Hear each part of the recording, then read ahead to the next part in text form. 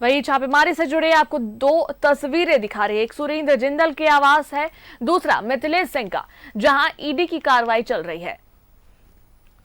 तो ये दोनों आवास आपको हम दिखा रहे हैं, एक सुरेंद्र जिंदल का और दूसरा मिथिलेश सिंह का।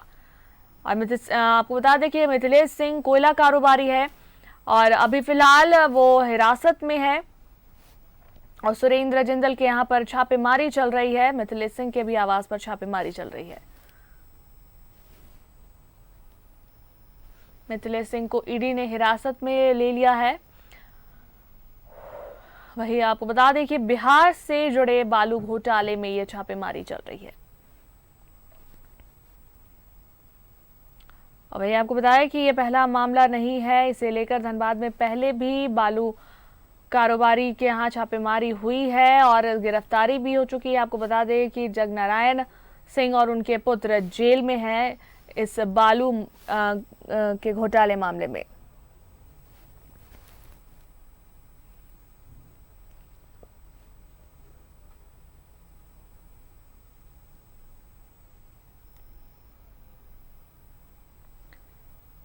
तो सुरेंद्र जिंदल का आवास एक तरफ और दूसरी तरफ मिथिलेश सिंह का आवास।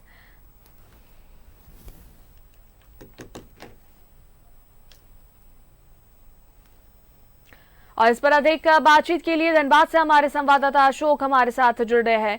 अशोक, सुबह से ही छापेमारी जो है चल रही है ईडी की तरफ से, फिलहाल क्या अपडेट आ रहा है? अंदर में जो है जिस तरह छापेमारी चल रही है, आप देख सकते हैं कि मेरे पीछे में जो गेट है, गेट को बंद कर दिया गया है। आने जाने वालों पर कड़ी नज़र रखी जा रही है और अंदर में जो टीम है वो छापेमारी करे। करीब से 2 वाहनों से लोग पहुंचे हुए वहां पे।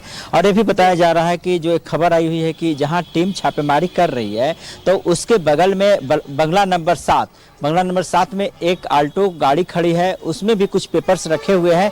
अभी इसकी जानकारी दे दी गई है ईडी टीम को, लेकिन ईडी टीम वहां नहीं पहुंची हुई है। यह बताया जा रहा है कि 5 जून को भी करीब आधा दर्जन लोगों के यहाँ छापेमारी हुई थी बालू को लेकर। तो उसके बाद ये तीसरा छापेमारी है, यानी बीच में भी छापेमारी हुई थी शराब को लेकर, लेकिन यहाँ पर तीसरा छापेमारी है जो आज चल रही है। बताया जा रहा है कि बिहार में जिस तरह बालू का उत्खनन होता था और उस मामले में क्या है कि चोरी हुई थी, जैसे कहीं भी बालू को सेल करना है तो पेपर से सेल नहीं हुआ था, तो इसी मामले में ईडी की इसकी जानकारी मिली थी और उसी के अनुसार जो ईडी जो है छापेमारी कर रही है। छापेमारी को लेकर आसपास के इलाकों में बड़ा हड़कंप मचा हुआ है। आप देख सकती हैं कि पूरी तरह से जिस तरह गेट को लॉक किया गया है और 2 प्राइवेट सिक्योरिटी गार्ड भी यहाँ पर मौजूद हैं, किसी को अंदर नहीं जाने आने दे रहे हैं। तो अब अंदर से अगर बाहर निकलते हैं अधिकारी तभी पता चल पाएगा कि आखिर जो है किस तरह की छापेमारी चल रही थी। क्योंकि देखिए, जब भी ईडी की छापेमारी होती है इसमें पासबुक हो, उससे संबंधित जो भी व्यक्ति हैं उनसे संपर्क किया जाता है कि आखिर कहाँ कहाँ ट्रांजैक्शन हुआ है।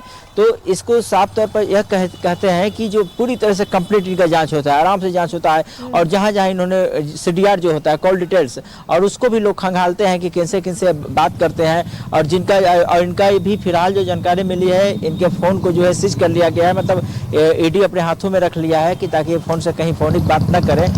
तो यह बताया जा रहा है कि जो बड़ी ईडी की कार्रवाई हो रही है इस इलाके में।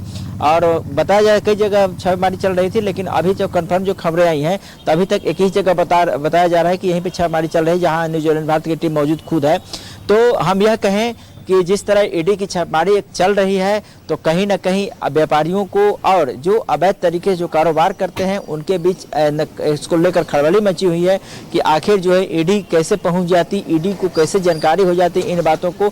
और जानकारी देने वाला कोई बाहर का लोग नहीं होता है, बल्कि इन्हीं के लोग, इनके मित्र मंडली होता है, वो जानकारी देता है। ऐसे ईडी का भी अपना सूत्र होता है पहुंचने के लिए। लेकिन ईडी जिस तरह अचानक धमक अंदर में दी है और देने के बाद देखिए पहली बार इस तरह का हुआ है कि अंदर में अलाउ, मेरे पीछे में बाइक से जा रहा है, इसको पूछताछ करने के बाद ही गार्ड अंदर जाने देंगे या जिनके यहाँ जाना है उनसे बातचीत कराएंगे। यानी पूरी तरह से एक गंभीर मामला है और इसी के आधार पर जो है ईडी छापेमारी कर रही है।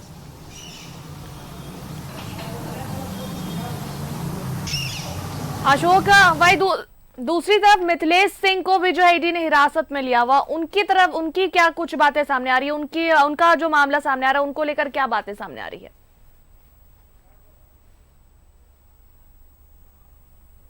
लिया गया था, तो उनके बारे में उस तरह का अपडेट नहीं, इन लोग के पास नहीं अपडेट है। यह कहा जा रहा है कि मिथिलेश सिंह को गिरफ्तार करके ले गए 2 दिन पहले। तो अब जहां तक जिंदल का मामला, सुरेंद्र जिंदल का मामला है, अब इनको भी यहां पर लेके टीम पूछताछ कर रही है। तो अब यह देखना होगा कि अगर संतुष्ट होती है तो कहीं ना कहीं देखिए हो सकता हो कि इनको पूछताछ के लिए ईडी अपने साथ ले जाए, अपने कार्यालय में पूछताछ कर सकती है।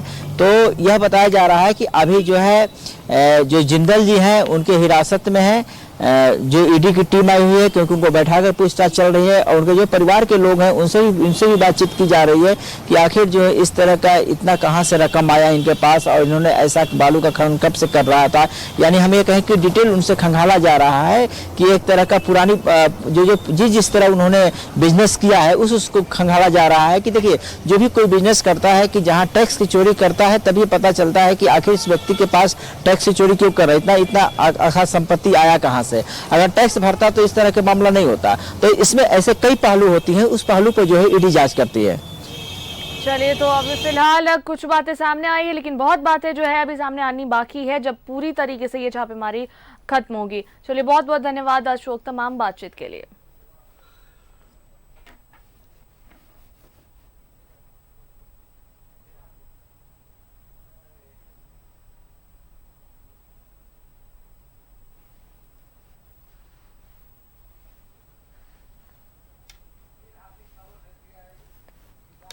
बालू माफिया और उनके सहयोगियों में आपको बता दें कि इस छापेमारी से हड़कंप मचा हुआ है।